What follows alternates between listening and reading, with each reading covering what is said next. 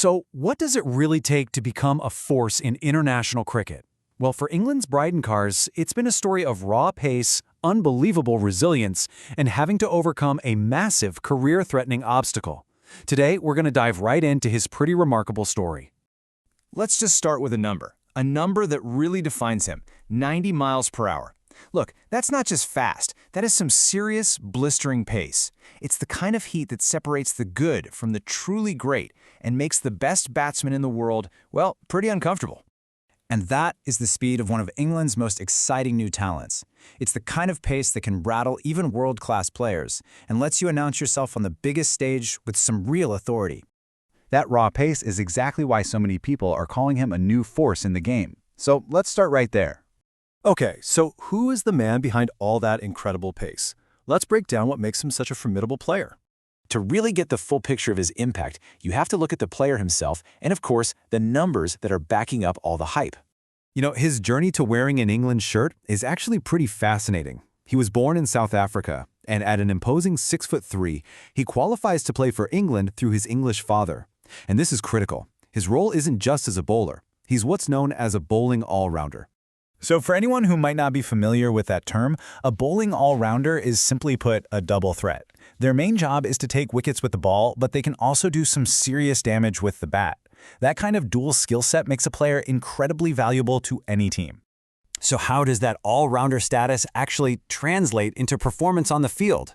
Well, you can see right here. Across all three formats, he contributes with both bat and ball. But just look at that wickets column. That's where his impact really stands out, especially in the super demanding world of Test cricket. And if you look at it visually, his impact in Test cricket is just undeniable. 50 wickets in only 12 matches. That is an incredible strike rate. It just proves he thrives in the longest, most demanding format of the game, which is where a player's true quality really gets exposed.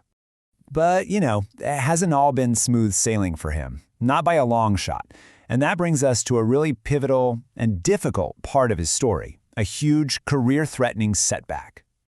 Yeah, his journey to becoming a key player for England was anything but a straight line. He faced a major obstacle that, honestly, could have ended his career before it ever really took off. In 2024, his career just hit a brick wall. Brydon Carse was handed a 16-month suspension from all cricket. I mean, that's just a devastating blow for any player, especially one who's on the rise. Now, the context here is absolutely crucial. The bets themselves were placed years earlier, way back between 2017 and 2019. But the suspension itself didn't actually come down until 2024, hitting him right as his international career was gaining some serious momentum. Okay, let's be really clear on the details here, because they matter. The suspension was for betting on cricket, which is strictly forbidden for players. But, and this is vital, he never bet on any games that he was personally involved in. And while the headline ban was for 16 months, 13 of those were suspended, meaning his actual time away from the sport was 3 months. A setback like that could have been the end. But what happened next is probably the most impressive part of his whole story. It's all about the comeback. I mean, to go from a career-defining low point like that suspension to even getting back into the England team is one thing, but the way he came back, well, it was truly remarkable. Let's just walk through the milestones of his return. Even before the whole suspension saga, he was already on the radar, getting a World Cup call-up as a replacement. But after serving the ban, he didn't just return, he completely exploded onto the scene. He makes his Test debut, pulls off a massive career highlight against New Zealand, and then solidifies his place as a key player. And we have to just pause on this number for a second. 10.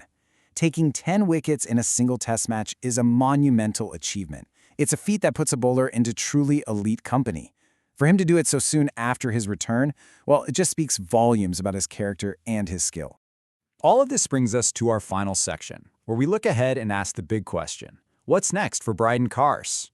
So this is where the conversation gets really exciting. We know what he is now, a genuine pace threat, a key wicket taker, and a more than handy batsman. But the questions about his future are even bigger. Can he become England's main strike bowler for the next decade? Can he develop his batting enough to become a truly world-class all-rounder? What's absolutely undeniable is that he has already shown immense character. He overcame a career-threatening situation to not just come back, but to establish himself as one of the most vital and exciting players in the entire England squad. Which really leaves us with just one final massive question. He's got the pace, he's got the skill, and man, has he proven his resilience. So the question is, are we witnessing the start of an all-time great England career? I guess only time will tell.